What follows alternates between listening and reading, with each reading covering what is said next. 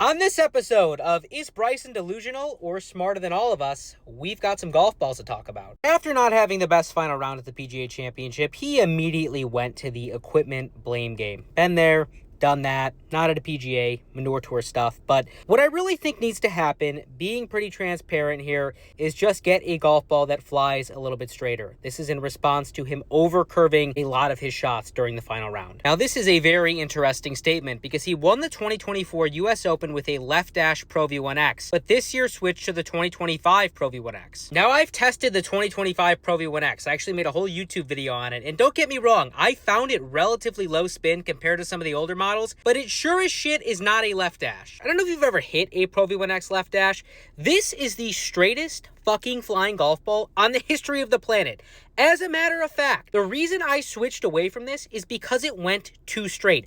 I will never forget the moment I was playing a tournament as a drawer of the golf ball. I needed to hit a big draw around a tree, and I made a draw swing, and that fucking ball went dead straight. It did not curve a millimeter. And that is when I knew this golf ball does not spin nearly enough to curve. And in another statement, he says, well, upwards of 190 mile an hour ball speed like Rory and myself, Tej too.